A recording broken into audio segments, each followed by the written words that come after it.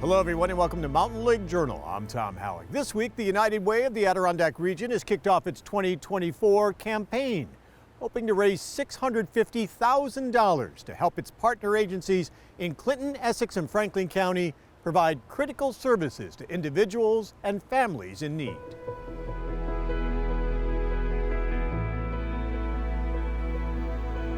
And I have to tell you today, the need has never been greater than it is. The United Way's CEO John Bernardi says this year the United Way is looking to raise about $650,000 for families in need across the North Country region. He says the biggest issues families are facing this year include housing and inflation and food insecurity, which he says is making it harder and harder for families to make ends meet and placing more and more of them on the edge of a financial cliff. Inflation has exacerbated the needs tremendously, and I'm certain that our partner agencies would agree that are doing the direct service work every day. It's clearly had a significant impact on people's ability to stay afloat. Bernardi says roughly a third of the people living in the North Country work and live paycheck to paycheck and are one financial hardship away from a crisis. The United Way and its 35 partner agencies provide direct support to people struggling to afford food, housing, heat, transportation, and childcare, as well as resources for seniors, veterans, and people with disabilities. At the kickoff of the fundraising campaign this past week, Bernardi was asked which community need he believes is the top priority this year. Currently, housing challenges are, they don't even have to think about it. It's housing challenges, number one on the list. It's been growing for years, but it's come to a crisis now. The vulnerability of people, including families, of becoming homeless is never been greater than it is right now. Bernardi says the United Way is hearing from more families in Clinton, Essex, and Franklin counties that are living above the federal poverty line, but still struggling to get by. Here in the North Country, they have found about 40% of the population falls within that ALICE threshold. Board member Hannah Provost says she sees the United Way as providing a protective web to help thousands of families. It's October and it kind of got me thinking about spider webs and how the United Way is really a lot like that spider in the middle of the web, constantly going out and testing the lines to make sure that they're secure, having great relationships with our wonderful partner agencies in the area, making sure that they have everything that they need, but also that they're serving the community in the best way possible. It just makes a huge, huge difference. That web is really strong and getting stronger every year.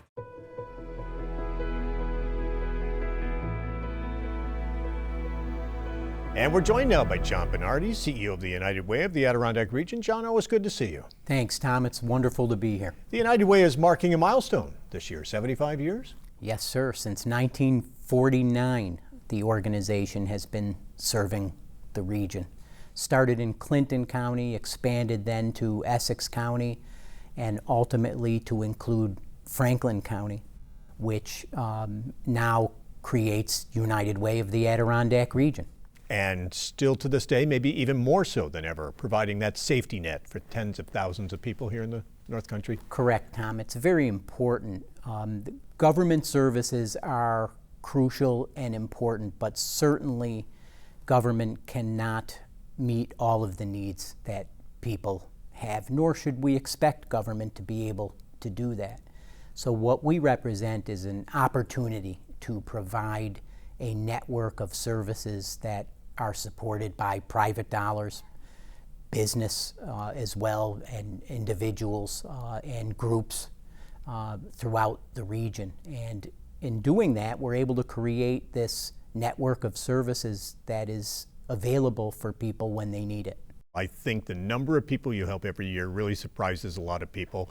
About 80,000 individuals, kids, families, or has that number increased in the past couple of years? It's held fairly steady. That 80,000 represents the number of people served by our network overall. So 35 partner agencies across the region collectively are serving approximately 80,000 people a year, which is a significant and somewhat astonishing number because it represents half the population, which indicates how great the need is out there. Any one of us could find ourselves in need at the drop of a hat or the turn of a corner. And it's important that we have these services available ahead of time so that people have resources to turn to and organizations to associate with that can help them with a hand up or with some guidance or with some support of some kind that helps keep families whole and people on their feet. And that's what it's all about. We're very proud to do that kind of work. Has the number gone up in the past couple of years, both during and now in the aftermath of the pandemic? The need has definitely risen as a result of the pandemic, Tom. The other thing is inflation has clearly had a significant impact on the needs that people are experiencing. Housing, for example, has become a real crisis in our region.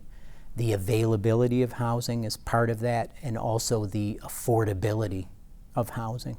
If you look at the cost of rent in our region in the last year, and it's risen drastically for people, and that monthly expense, and it's challenging for a lot of families to deal with. ALICE families, asset limited, income constrained, employed, are often living paycheck to paycheck and sometimes barely living paycheck to paycheck. They're often on the edge of a financial cliff that can be a real problem. For many people in our region, they're equipped to handle unexpected or unforeseen challenges that may arise. Maybe you got a little savings, maybe you have a backup plan, whatever it might be. Those of us fortunate enough to have a little bit of a buffer are fortunate enough.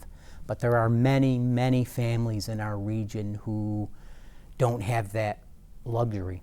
They're working very, very hard, but don't have that buffer from the financial cliff. In fact, they're staring right over the edge of that financial cliff every day. Despite their efforts to work very hard, circumstances sometimes identify themselves in such a way, and that could be for any one of us. Unfortunately, though, for many ALICE families, they are very vulnerable to a crisis that could lead to a catastrophic chain of events. And housing is a big part of the challenge that many, many ALICE families are facing in our region. But there's many other challenges as well: mental health concerns, of course, childcare, food insecurity, transportation, and the list goes on. In the past few years, you've estimated about a third, maybe 30%, maybe as high as 40% in some communities fall under that ALICE threshold. Is that still the same, or have you seen more families now that are in that position? The number has risen. The ALICE is growing, unfortunately. That demographic of individuals and families is actually growing. It's not shrinking. It's held somewhat steady around 40% of our population, but fluctuates slightly, but definitely ticked upward as a result of the pandemic and inflation. So we're seeing that there are more ALICE families now than there were even a year ago. And how are you able to help? How can you and your partners help these families in crisis? Well, oftentimes it's connecting people with the resources that they need. Sometimes people don't know where to turn. So we have the 211 information and referral system, which is an excellent resource. And then, of course, people contact us directly at the office on a daily basis. We have several people calling to get some information and referral. So that's where it starts, making sure that people are connected to the resources that are appropriate to their need. But also, we often find ourselves advocating for people, helping to coordinate the response they're getting from various agencies or resources. And then, of course, we provide a tremendous amount of funding throughout the region for high priority services that may not be able to exist if they didn't have support from us and other sources of private dollars. So it's a multifaceted approach to address the emerging needs. And you talked about housing in particular. You said that was the number one priority right now. There are some new housing projects that have opened, but really there's still a real need for affordable housing. Yeah, the affordable housing projects that are developing in our region are very good. They're good for the region. We need them. They're good projects, and there's no doubt that they will help meet a need for many, many families. But it's a drop in the bucket when you look at the overall need of affordable housing in our region. And are we seeing also an increase in the number of people who are homeless? And are we seeing that becoming more of a problem? Well, homelessness prevention is something that we're working on every day. And to your point, more people are vulnerable now than ever before for becoming homeless. So it could be a family of 4 that are with 2 parents in the house that are both working, yet vulnerable because of the cost of housing and the cost of living and other challenges that they're facing. Or it could be a single mom with 3 kids who can't afford to stay in her apartment anymore, and even though she's working 2 or 3 jobs. So we're seeing a vulnerability to homelessness that is growing and is different than what we've seen in the past. So yes, we're seeing not only more homelessness actually on the street, but we're also seeing a much higher level of vulnerability from families that are very vulnerable to becoming homeless at the drop of a hat. And you're hosting some events. You're teaming up with people like the Minor Institute. About a month ago, you had an event, a comedy night, where all of that money was to go for homelessness and housing. Correct. We're trying to raise awareness of the emerging need and the crisis that this situation has created in our region. So we did partner with the Minor Institute. We had an event called Comedy for a Cause with Completely Stranded, who donated their time. It was a great event. We were able to raise, I think, around $3,700 for as a result of that event, and that helps us fund programs and services that prevent homelessness. An example of that might be, Tom, you have a single mom with 3 children. She's working 2 or 3 jobs and trying to pay for childcare and rent and everything else, and has become behind on her rent and is at risk of being evicted. We want to be able to provide a hand up to people like the mom I just described, so that they have a chance at being supported and being successful, and having some community resources help them stay afloat. People will be able to contribute through their employer in most cases. They can go to the United Way, adk.org. There's all sorts of information there on how they can donate, how they can volunteer, how they can help. 211 is the number they can call in Clinton, Franklin, and Essex counties to get information. They can text 898-211 if they would like to do that, or they can log on to 211adk.org and learn all kinds of information about how they can help out. Correct.